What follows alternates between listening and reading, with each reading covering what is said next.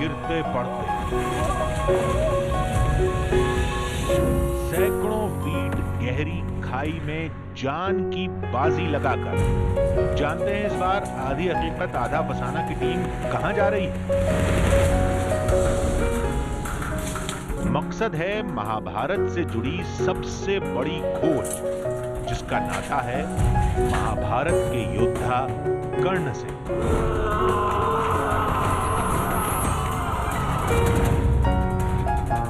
पहले दावा तो सुन लीजिए, आप भी सिरे से खारिज कर देंगे।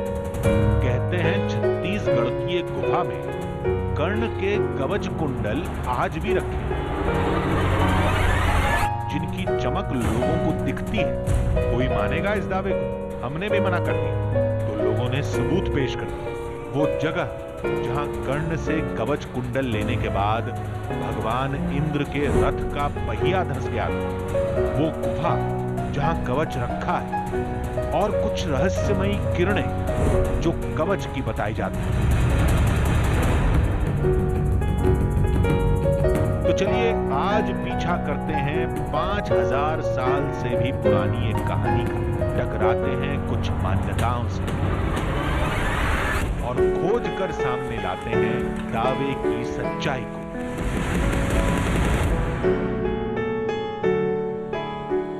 आधी हकीकत आधा अफसाना। कहानी 5000 साल से भी पुरानी है, कई युग बीत चुके हैं। अब कर्ण का कवच कुंडल कहां मिलेगा? दावे का मतलब यह थोड़ा ही है कि लोग कुछ भी कह दें और हम पड़ताल पर निकल जाए। लेकिन दावा करने वाले छत्तीसगढ़ के आदिवासी अपनी मान्यताओं पर टिके रहे, जिनके मुताबिक छत्तीसगढ़ के घने जंगल में पहाड़ के अंदर एक गुफा है। गुफा के अंत में एक तंग जगह है जहां से तेज रोशनी निकलती है। कहते हैं वो चमक कर्ण के कवच कुंडल की, जिसे दान में लेने के बाद भगवान इंद्र वहीं छोड़कर चले गए। फिर हमने सोचा वो चमक किसी पत्थर की भी हो सकती है। वैसे भी 5000 साल एक लंबा वक्त होता है, कवच कुंडल मिलने का तो सवाल ही नहीं पैदा। तो लोगों ने कहा जो कवच इंसान को अमर कर सकता है, उसका वजूद कभी नहीं मिटता।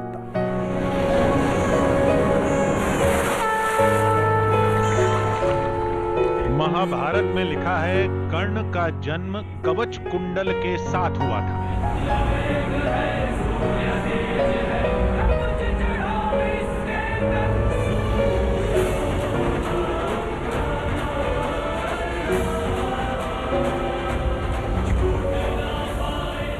इस महाशक्ति ने कर्ण को महाभारत का ताकतवर योद्धा बना दिया।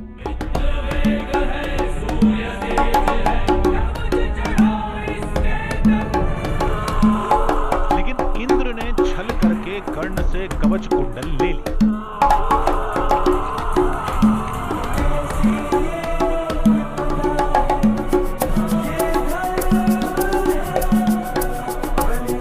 और युद्ध में अर्जुन के हाथों कर्ण की मौत।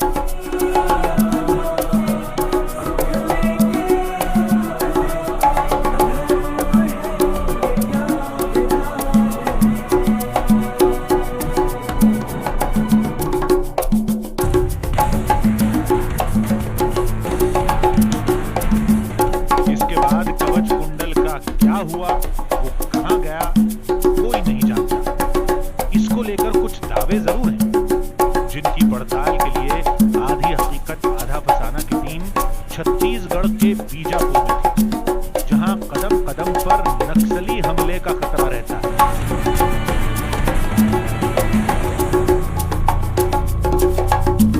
जिस उसूल गांव तक पहुंचना है, वो उसूल गांव नक्सल प्रभावित इलाके में बसा हुआ है।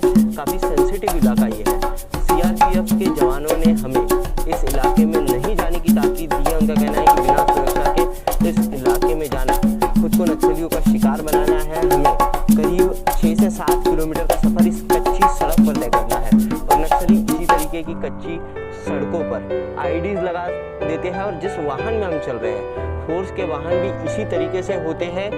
जवानों का कहना था कि नक्सली कभी भी हमारे वाहन को फोर्स का वाहन समझकर ब्लास्ट करते हैं, जिसके चलते हुए हम हमारे माइक आईडी को जो है वो गाड़ी के बाहर निकाल के रख रहे हैं, ताकि नक्सली इसे फोर्स का वाहन न समझे और गलती से इस वाहन को ब्लास्ट न करें।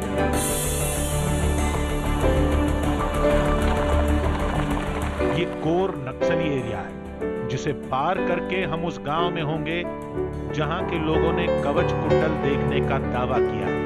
अभी तो सिर पर खतरा मंडरा रहा था। नक्सलियों ने यहाँ पर इस सड़क को काट कर रखा है ताकि इस सड़क पर फोर्स के वाहन या बख्तरबंद गाड़ियां आगे न बढ़ पाए।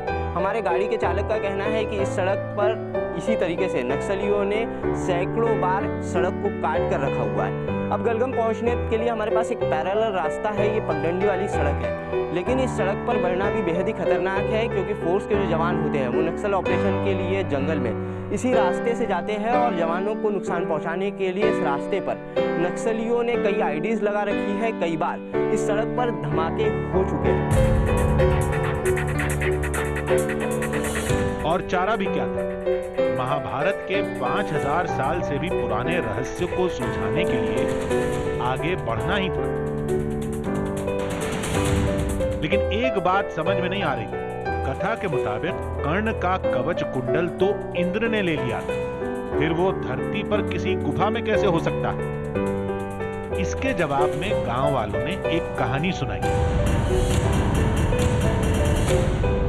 हमारे पूर्वज कहते थे सर कि सूर्य का श्राप चलते हुए इंद्र का पहिया वहीं धस गया था, वो वहाँ एक कुंड बन गया, उसे नीलम सराय इंद्र सराय के नाम से जाना जाता है। वो कुंड में आज वो सर पानी सूख जाने के बाद उसका चिन्ह दिखाई देता है। सूर्य का श्राप चलते हुए सूर्यदेव ने कहा था कि जब तक तुम्हारे पास ये कवच कुंडल रहेगा तब तक तुम स्वरूप करने आ सकते हो। उसके बाद इंद्रदेव ने वो कुंड बोमरेलू बोलते थे, वो गुफा में छुपा कर रख दिया। आज ग्रहण कीजिए इंद्रदेव।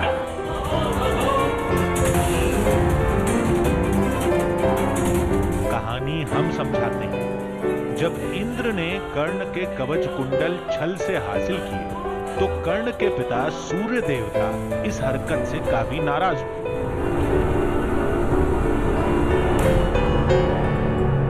सूर्य देवता ने इंद्र को श्राप दिया कि कवच कुंडल लेकर इंद्र स्वर्ग नहीं जा पाएंगे।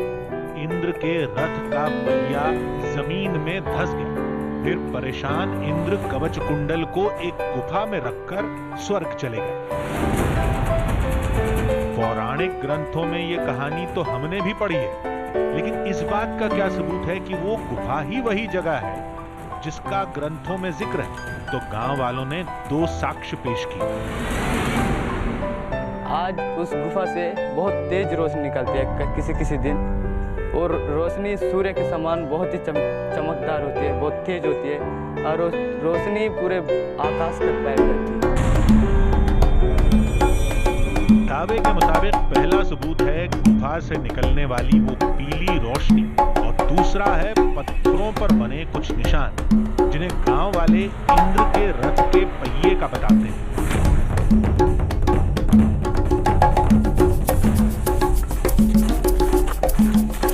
अब लोग कहते हैं तो विश्वास करना पड़ता है, लेकिन आधी हकीकत आधा फसाना की टीम सुनी सुनाई बातों पर नहीं, आंखों देखी पर यकीन करती है। और उस रहस्यमयी जगह पर क्या होता है, ये जानने के लिए हम गांव वालों के साथ गुफा के लिए रवाना हुए।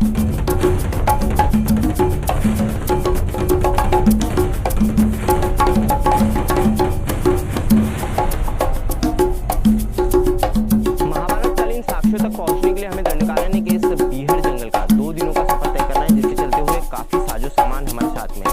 और इन पथरीली चट्टानों पर इतना साजो सामान लेकर चलना बेहद ही मुश्किल है, लेकिन इसे हम हमारे सफर की मुश्किल या कठिनाई भी नहीं कह सकते, क्योंकि अभी हमें जिस इलाके से गुजरना है वो रेड कॉरिडोर की राजधानी यानी कि नक्सलियों का गढ़ है, और इसके साथ ही हमें ऐसे ऐसे पर्वत और पहाड़ों का सफर तय करना है, कहते हैं जिन पहाड़ों और पर्वतों से लौट कर आना भी नामुमकिन। पहले हमारी टीम जंगल को पार करेगी, फिर एक पहाड़ पर चढ़ना होगा, एक गहरी खाई में भी उतरना पड़ेगा, उसके बाद दावा किया जाता है। फिर जाकर वो गुफा मिलेगी जहां से तेज रोशनी निकलने का दावा किया जाता है। यानी मुश्किलें बेइंतहा होंगी, न जाने कब किस मुसीबत से सामना हो जाए। तभी कुछ ऐसा दिखा जिसने हमारी टीम को डरा कर रख दिया।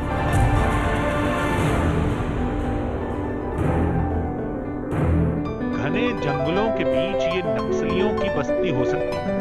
वो ऐसी ही सुनसान जगहों पर रहते हैं। जगह भले ही छोड़ दी, लेकिन नक्सली आसपास भी हो सकते हैं। लिहाजा इस इलाके को हमने तुरंत छोड़ दिया।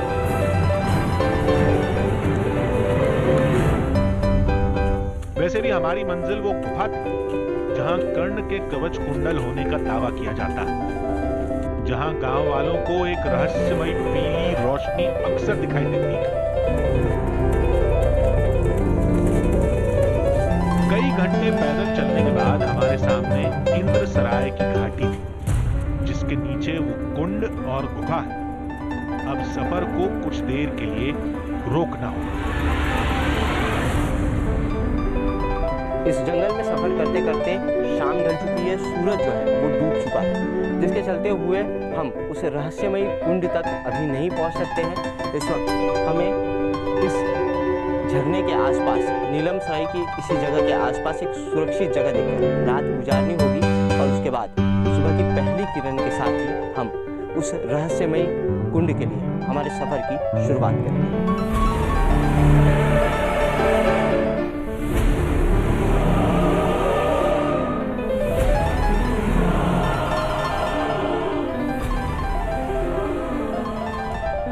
आधी हकीकत आधा फसाद।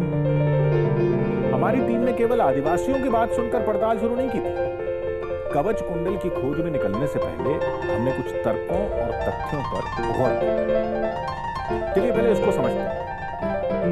पहली बात यह कि कर्ण के पास कवच कुंडल था, ये सभी जानते हैं।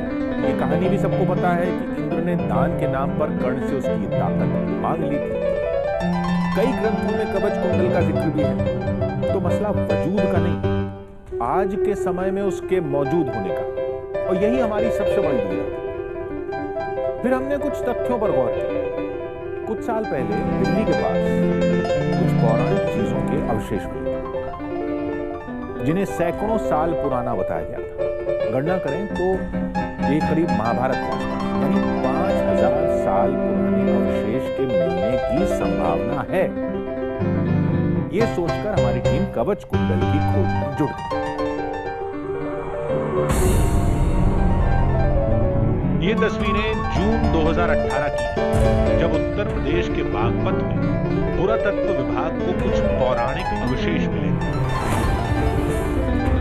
कार्बन डेटिंग में ये 5000 साल से भी पुराने बताए गए थे, यानी महाभारत के समय के।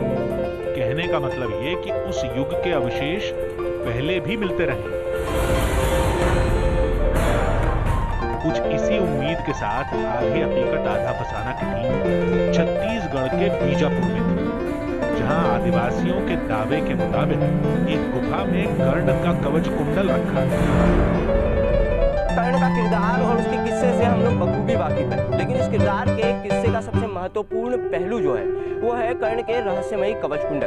कहते हैं कि सूर्यदेव के श्राप के चलते हुए इंद्रदेव कई वर्षों तक कर्ण के रहस्यमयी कवच कुंडलों के साथ इस धरती पर भटकते रहे, और सूर्यदेव के श्राप के चलते हुए इसी धरती पर इंद्रदेव ने कर्ण के उन कवच कुंडलों को छिपा दिया।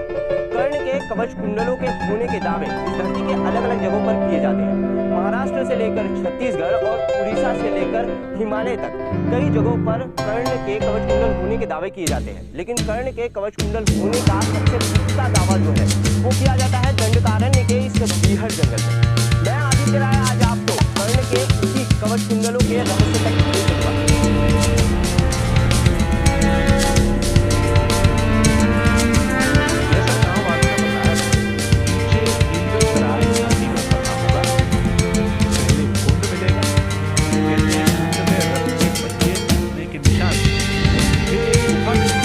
जहां कवच कुंडल के होने का दावा किया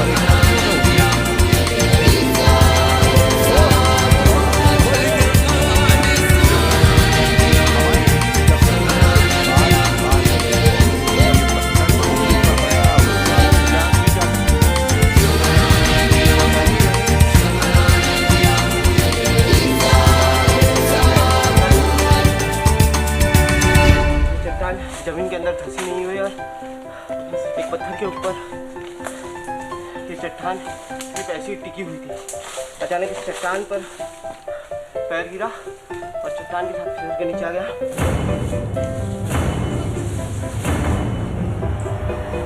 लेकिन रहस्य के आगे ये सारे खतरे बौने लग रहे थे। सच कहें तो कवच कुंडल ही मिलेगा, इस पर भरोसा कम था। महाभारत से जुड़ा कोई और साक्ष्य मिल जाए, इसकी उम्मीद ज्यादा थी। जंगल में जब भी आप इस तरीके के पथरीले चट्टान वाले रास्ते से नीचे उतरते हैं तब आपको काफी संभल कर नीचे उतरना पड़ता है, क्योंकि अचानक से ढलान की तरफ आप कभी भी स्किड हो सकते हैं। आपको शरीर का जो पूरा बल होता है वो पीछे की तरफ बनाए रखना होता है, वरना ढलान की तरफ आप बहुत तेजी से फिसलते हैं। कम से कम इतना तो पता चल ही जाएगा कि आदिवासियों का दावा हकीकत है या फसाना। ये सब सोचते हुए हमारी टीम ने घाटी का सफर पूरा कर लिया। फिर सामने था इंद्रकुंड।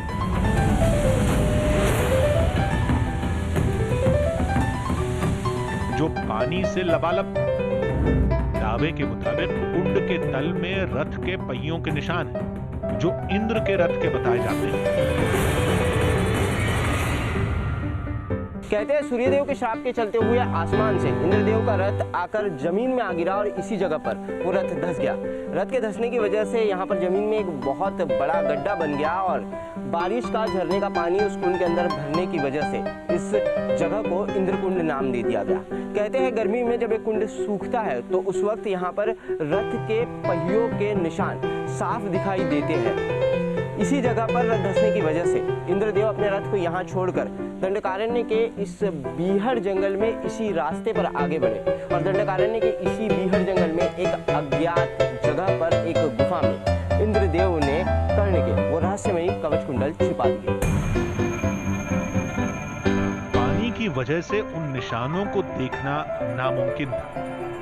तब हमारी टीम गुफा के लिए रवाना हो गई, जहां कर्ण के कवच कुंडल होने का दावा किया जाता है। पहले घाटी में उतरे थे, अब गुफा के लिए ऊपर चढ़ना था।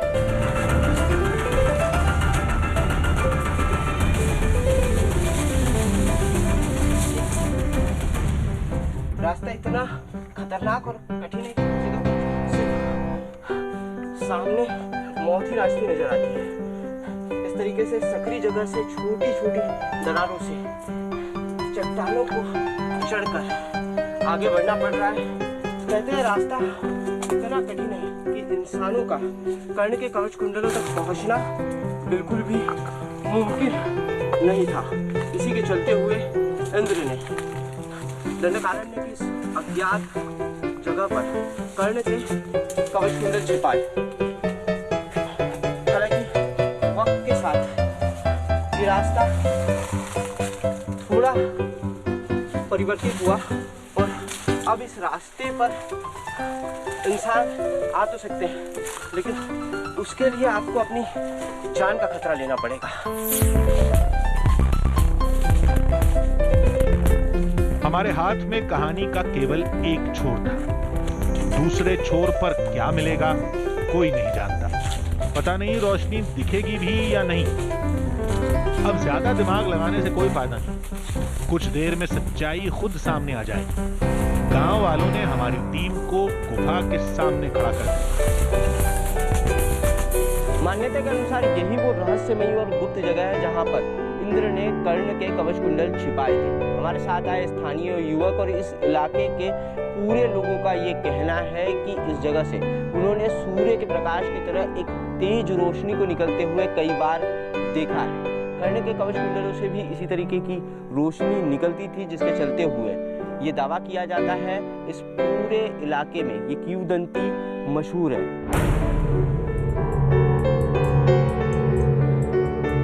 हमने ध्यान से देखा, अंदर कुछ नजर नहीं आया। अब घुसने के सिवाय कोई रास्ता नहीं। ये क्या है?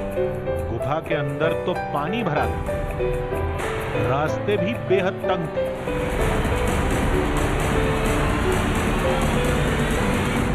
इस सुरंग के अंदर आते ही दो रास्ते दिखाई दे रहे हैं। एक रास्ता इस तरफ दिखाई दे रहा है, जिस रास्ते पर घनघोर अंधेरा है। काफी सकरा ये रास्ता है, पानी नीचे से इस रास्ते पर बह रहा है। और दूसरा रास्ता ये रास्ता है, ये रास्ता काफी सकरा है, इस रास्ते पर भी घनघोर अंधेरा है। लेकिन पानी जो है यहाँ पर पानी बहुत ज्यादा जमा है, पता नहीं अंदर कितना बड़ा गड्ढा होगा या क्या होगा। तो इस रास्ते पर एक बार आगे बढ़ते हैं हम लोग और इस रास्ते पर बढ़कर देखते कि इस सुरंग के अंदर है क्या। अब गुफा में तो अंधेरा ही रहेगा, सांप बिच्छू भी हो सकते हैं। चमक तो दूर, अभी तक एक चिंगारी भी नहीं दिखी। वैसे भी हर कदम के साथ रास्ता संकरा होता जा रहा है। तो गुफा में ये देखिए घुटनों तक पानी भरा हुआ है। जैसे जैसे हम आगे बढ़ रहे हैं वैसे वैसे पानी भी लगातार बढ़ते जा रहा है। इस तरीके से लकड़ी डालकर हमें देखना पड़ रहा है कि आगे गड्ढा की तरह है। अंधेरा, संकरा रास्ता, पानी, पता नहीं और क्या क्या देखना पड़ेगा। फिर भी हम आगे बढ़ते रहे। एक तंग मोड़ मिला, जिसके बाद रास्ता बंद था। पीछे से बहुत तेज पीली रोशनी निकल रही थी। क्या गांव वाले इसी चमक की बात कर रहे थे? गुफा पूरी तरीके से सुरंग बंद है और एक पीला प्रकाश जो है, पीला प्रकाश यहाँ पर दिखाई दे रहा है। अनबिलीवेबल। कैमरे में लाइट दिख रही है ना, पीली आंखों से जो लाइट दिख रही है वो दिख रही है ना कैमरा? पूरा हमने लकड़ियों को हटाने की कोशिश की, लेकिन हिला भी नहीं पाए। बुरी तरह फंसी हुई। और इसके पीछे रोशनी का चमकना जारी था।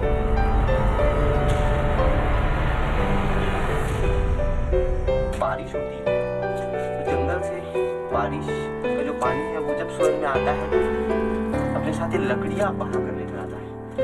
जैसे चलते हुए यहाँ का रास्ता पूरी तरीके से बंद है, लकड़ियां यहाँ से जो है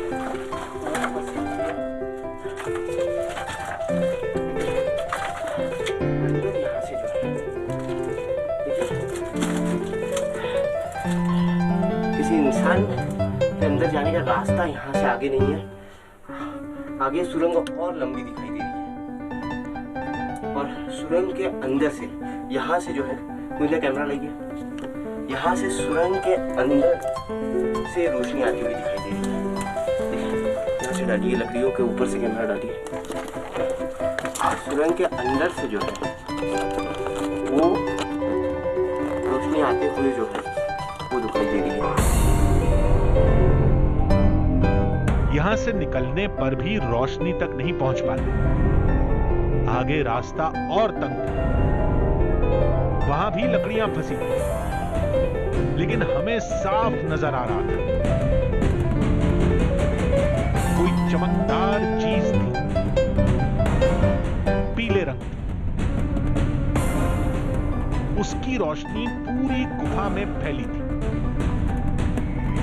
गांव वाले शायद इसे ही कर्ण का कवच कुंडल कहते हैं। ये गुफा पूरी तरीके से घनघोर अंधेरी गुफा है। पूरी तरीके से गुफा बंद है। गुफा के उस हिस्से में वहां से एक पीली चमक, पीली रोशनी को आप साफ देख सकते हैं। सोने की तरह चमक है इस रोशनी की, लेकिन उस रास्ते तक पहुंचना बिल्कुल नामुमकिन है। देखिए यहाँ पर रास्ता इतना संकरा है और पानी की वजह से यहाँ पर बारिश में जो लकड़ियाँ बहकर आई है पूरी तरीके से यहाँ जम गई है। काफी बड़ी ये लकड़ियाँ है और इतने रास्ते से अंदर जाना बिल्कुल नामुमकिन है। रोशनी के करीब जाने के लिए हम बेताब थे। दूसरे रास्ते आजमाए, शायद कामयाबी मिल जाए, लेकिन नाकाम रहे। ये पूरा हिस्सा बहुत ही संकरा था। केवल एक रास्ता था जो बंद था। अब दूर से तमाशा देखने के अलावा कोई चारा नहीं था।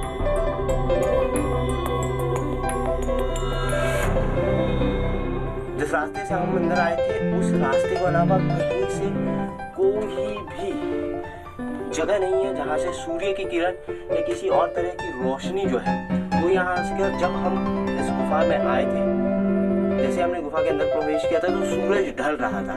इतनी तेज रोशनी सूरज की इस गुफा के अंदर नहीं आ सकती, सूरज ढल रहा था, बादल छाए हुए थे। लेकिन अब ये जो है अब एक काफी तेज रोशनी दिखाई दे रही है। समय भी काफी हो रहा है और हमें काफी लंबा सफर इस जंगल से वापस लौटने के लिए करना है। ऐसे में अब इस जगह पर भी बहुत ज्यादा देर तक हम रुक नहीं सकते। उस रोशनी को हम देख रहे हैं लेकिन वहां तक पहुंचने का कोई रास्ता हमारे पास नहीं है, जिसके चलते हुए अब हम यहीं से हमारे सफर को खत्म कर वापस लौटेंगे। ये चमक किसकी थी? कवच कुंडल की, लेकिन इसे तो कोई नहीं मानता, सभी खारिज करते। तो क्या था? कोई पत्थर, कोई खनिज, कोई हीरा या कुछ और?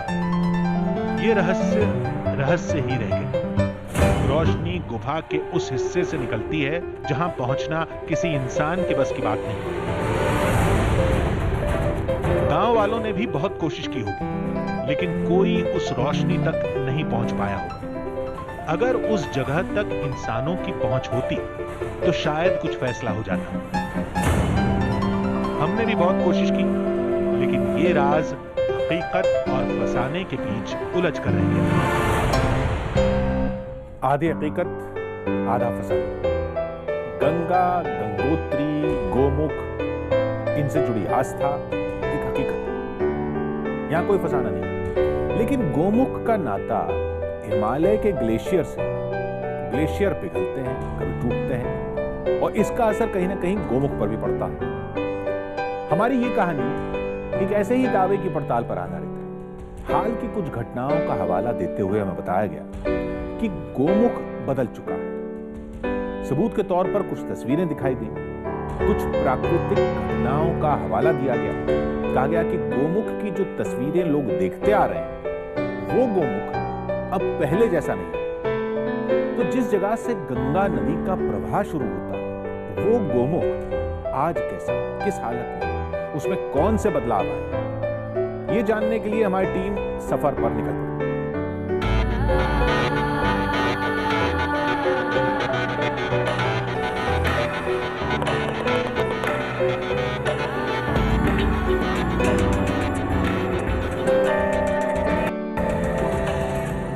गोमुख का मुंह बंद होता जा रहा है। कुछ बरसों में गंगा में पानी बहना बंद हो जाएगा। गोमुख में पानी कम होता जा रहा है। पिछले कुछ सालों से ऐसी खबरें लगातार सुनने को मिल रही हैं।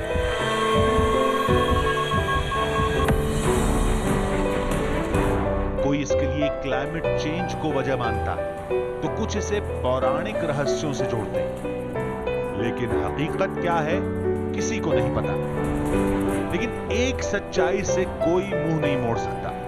पिछले 50 साल में गोमुख अपना आकार और जगह लगातार बदलता जा रहा है।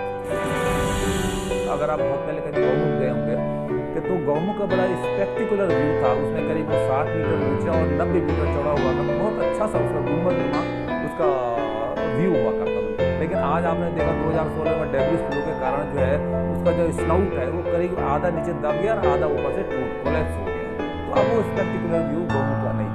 पूरे हिमालय में, पूरी दुनिया में ग्लेशियर शीट करते धीरे धीरे धीरे धीरे पीछे चल रहा है। तो एक सच्चाई है और हमें स्वीकार करनी पड़ेगी। गंगोत्री ग्लेशियर पर शोध करने वाले इस वैज्ञानिक ने गोमुख की 2 तस्वीरें भी दिखाई। एक 2017 से पहले की, एक 2017 की। फर्क साफ दिख रहा है। लेकिन यह तस्वीर तो 2 साल पुरानी है। गोमुख आज कैसा है, किस हालत में, क्या वो खतरे में, क्या वाकई गोमुख का मुंह बंद हो चुका है? अगर ऐसा है तो गंगा में पानी कहां से आ रहा है?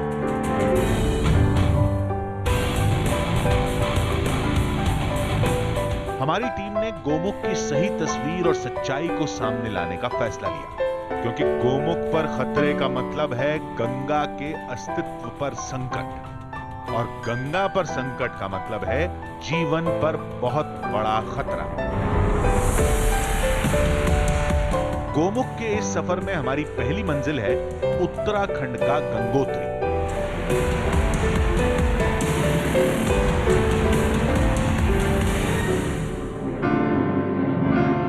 पौराणिक कथाओं के मुताबिक गंगोत्री ही वो जगह है जहां गंगा को स्वर्गलोक से पृथ्वी पर लाने के लिए सतयुग में राजा भगीरथ ने तपस्या की थी। मान्यता के मुताबिक जिस जगह पर महादेव ने गंगा की प्रचंड धारा को अपनी जटाओं में रोका था, वो जगह भी गंगोत्री ही थी।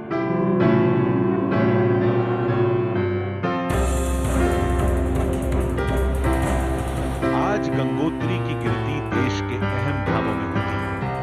अब गोमुख जाने का सफर भी यहीं से शुरू होता है। गोमुख जाने के लिए आप उत्तरकाशी से सबसे पहले पहुंचते हैं गंगोत्री धाम। गंगोत्री धाम उत्तराखंड के 4 धामों में से एक धाम है, और इस धाम का निर्माण इसलिए हुआ था क्योंकि राजा भगीरथ ने गंगा माता को इसी जगह पर धरती पर बुलाया था। और कहा जाता है कि अगर आपको गोमुख जाना है तो गोमुख जाने से पहले आपको इस धाम में पूजा अर्चना करनी होगी। गंगा माता की प्रतिमा अंदर लगी हुई है, उस प्रतिमा का आशीर्वाद लेना होगा, उसी के बाद ही आप गोमुख के लिए आगे बढ़ सकते हैं। कहते हैं राजा भगीरथ ने जिस चट्टान पर तपस्या की थी, उसी को तराश कर यह धाम बनाया गया है। केवल उस शिला को जस का तस छोड़ दिया गया जहां भगीरथ एक पांव पर खड़े थे। कहते हैं ये वही जगह है। पुराणों में विदित है कि अत्यंत कठिन तप, एक पैर पे खड़े होकर इस शिला के ऊपर राजा भगीरथ जी ने तप किया। तब जाके गंगा जी प्राचीन काल में स्वर्गलोक से पृथ्वी लोक में सर्वप्रथम इसी स्थान पे उतरी, इसलिए यहाँ का नाम पड़ा गंगा उतरी, तस्य नाम गंगोत्री। गोमुख से नदी 3 धाराओं में निकलती है, जिसे भगीरथी, मंदाकिनी और अलकनंदा कहा जाता है। देवप्रयाग में तीनों धाराएं एक होकर गंगा के नाम से जानी जाती हैं। एक समय था जब यहाँ पर सिर्फ एक बड़ा पत्थर था और यहाँ से नदी बहती थी। अब नदी का बहाव भी दूसरी तरफ कर दिया गया है। सामने आपको जो नदी बहती हुई नजर आ रही है, ये भगीरथ नदी है, और इसी नदी को जल जो है लोग शिवलिंग पर चढ़ाते हैं। यही नदी आगे चलकर गंगा का स्वरूप लेती है। पौराणिक काल में गोमुख गंगोत्री में ही हुआ करता था। इसी जगह पर लोग गंगा को ग्लेशियर से निकलते देखते थे। लेकिन आज गोमुख यहां से करीब 19 किलोमीटर पीछे खिसक चुका है। गंगोत्री है, गंगा उतरी इति गंगोत्री। गंगा जी स्वर्गलोक से मृत्युलोक में उतरी है, तो गौमनी पृथ्वी और मुख में द्वार कहा जाता है। तो गौमुख पहले यहीं पे हुआ करता है। यही गंगोत्री है जहाँ पे दृष्टि गोचर हुई थी, और इसके बाद वो बरसता ग्लेशियर के रूप में है। तो करता करता पिघलता पिघलता 18 किलोमीटर 20 किलोमीटर पीछे चला गया है। तो ये गंगोत्री है। हमारी टीम गंगोत्री से गोमुख कूच करने की तैयारी कर ही रही थी कि लोगों ने एक बाबा के बारे में बताया।